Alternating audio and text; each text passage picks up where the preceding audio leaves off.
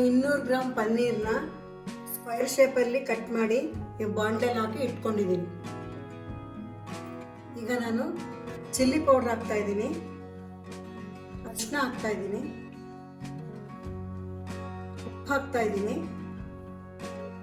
Chat masala ಹಾಕ್ತಾ ಇದ್ದೀನಿ,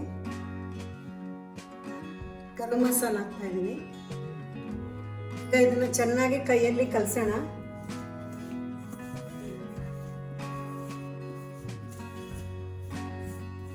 ಎಲ್ಲ ಮಸಾಲೆನೂ ಪನ್ನೀರ್ಗೆ ಕ್ಲೀನಾಗಿ ಅಂಟ್ಕೋಬೇಕು. ಈ ಥರ ಎಲ್ಲ ಚೆನ್ನಾಗಿ ಕೈಯಲ್ಲಿ ಈ ಥರ ಎಲ್ಲ ಕಲಿಸ್ಕೋಬೇಕು. ನೋಡಿ, ಈ ಥರ ಎಲ್ಲ ಕಲಿಸ್ಕೋಬೇಕು.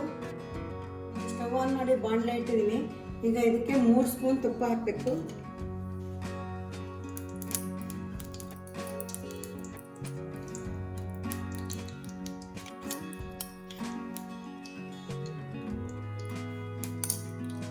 ಇವಾಗ ಚೆನ್ನಾಗಿ ತುಪ್ಪ ಬಿಸಿ ಆಗಲಿ, ಚೆನ್ನಾಗೆಲ್ಲ ಕರಗ್ಕೋಬೇಕದು ತುಪ್ಪ.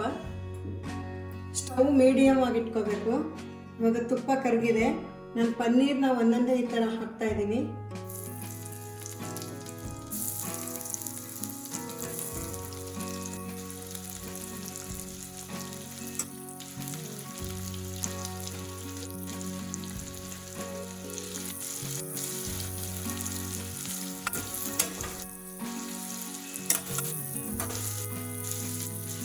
ಸ್ವಲ್ಪ ಗರಿ ಆಗೋವರೆಗೆ ಈ ಥರ ಎಲ್ಲ ಇದು ಮಾಡ್ಕೋಬೇಕು ತುಪ್ಪದಲ್ಲಿ.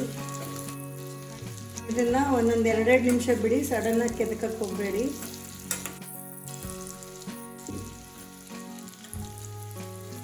ಈ ಥರ ಎಲ್ಲ ಈಗ ಅಂದ್ಕೊಂಡ್ರೆ ನೀಟಾಗಿ ಗರಿಯಾಗಿ ಬರುತ್ತೆ.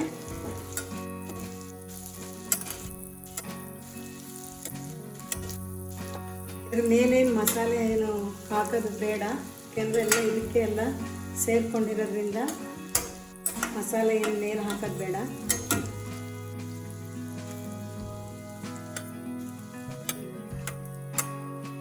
ಐದು ನಿಮಿಷ ನಾನು ಡೀಪ್ ಫ್ರೈ ಮಾಡಿದ್ದೀನಿ. ಪನ್ನೀರ್ ಮಸಾಲ ರೆಡಿಯಾಗಿದೆ, ಸವಿಯಲು ಸಿದ್ಧವಾಗಿದೆ. ಇದು ಚಪಾತಿ ಪೂರಿ ಜೊತೆ ಕೂಡ ಹಾಕ್ಕೊಂಡು ತಿನ್ಬೋದು.